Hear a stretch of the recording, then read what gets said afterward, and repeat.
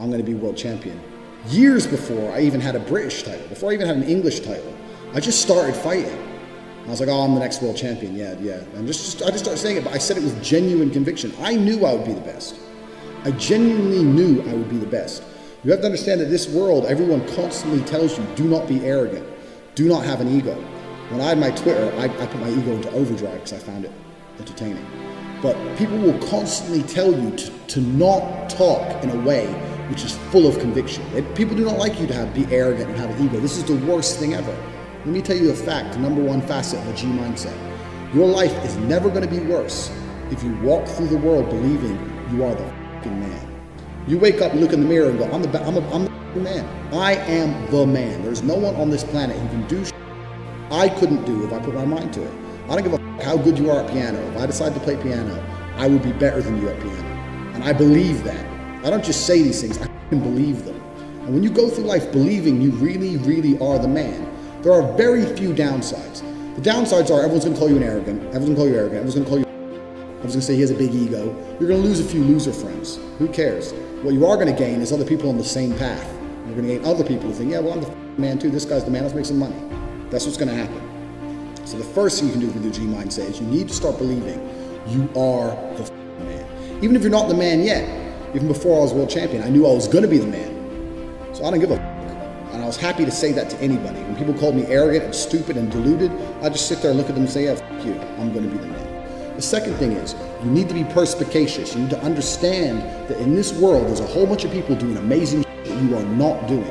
And that needs to piss you off.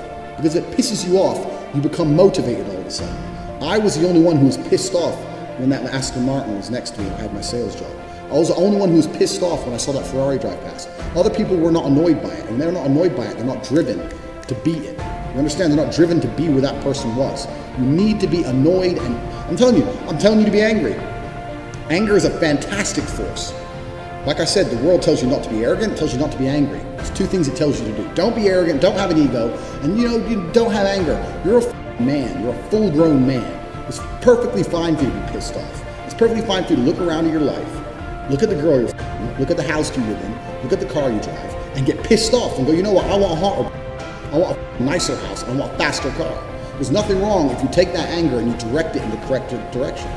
This is the reason I stopped fighting now. People go, why do you stop fighting? That's because I fought and I went through hell to get everything I now have. I had nothing when I fought. I had nothing.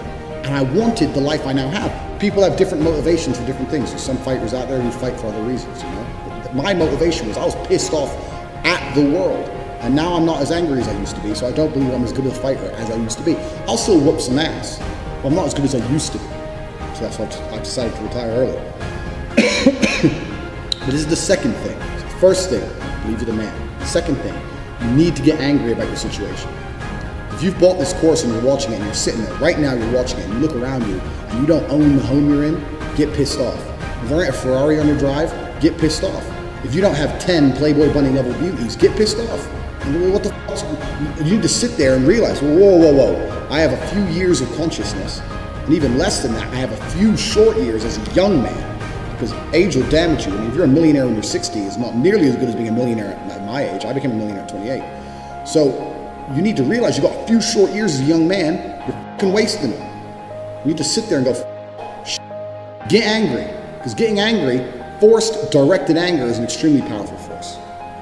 Nobody, absolutely nobody, gives a about you as much as you're going to have to give a about yourself. Nobody cares about you as much as they need to care to fix your life. Even your parents, even your friends, even all the people who think they care about you, they care about you. Yeah, sure, there may be 2 or 3 people on the planet who genuinely care about you, but nobody is going to come to your bed, drag you out of bed, drag you to a job, force you to work hard, go and get you a hot bitch and go and buy you a Ferrari.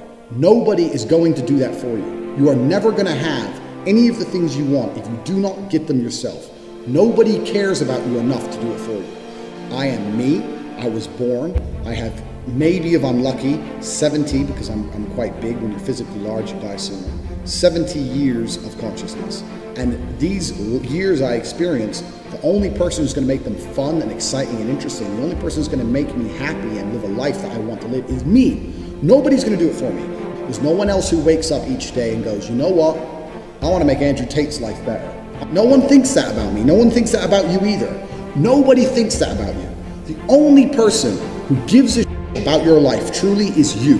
And if you don't give a shit, then you're But point two, get angry. You're going to start giving it very soon. And after you get angry, you need to realize that nobody is going to give you the things you want. It doesn't matter if Donald Trump is president or not. I'm a huge Trump fan, but it doesn't make a difference. No politician is going to make you rich. No one else is going to come along and say, I'm going to concentrate my effort on fixing your life. Nobody. You have to understand you are out here alone, absolutely alone. And when you understand these three things, you start to see how a mindset comes together. Nobody's going to save you. It's totally down to you. You're pissed off with your current situation and you want to change it. Plus you believe you can do absolutely anything. This is how I thought at 18 years old. This is how I achieved so much in the short years. This is how I went from a nobody to a world level athlete and a multimillionaire. Also, people confuse the two. Kickboxing is not boxing. I made across my entire career in kickboxing, maybe about 700,000. I now have about 8 or 9 million. This was not made in kickboxing, this was made in other ventures. I have managed to be a world level athlete and an extremely successful businessman at exactly the same time. Because at a very young age, when I had my prime resource of energy and power at 18, 19 years old, I understood those three tenets. I believe I can do anything. I'm pissed off I don't have the life I want. And nobody else is going to give it to me. These are three things you need to understand. If any one of these elements is missing, you'll never have the right mindset. The G mindset will never formulate if any one of these elements is missing. All three are absolutely essential.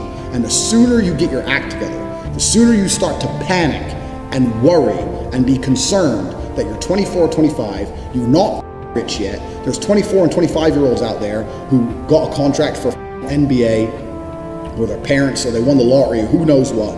You need to get concerned, you need to get worried, I'm running out of time. You need to get some urgency in your life.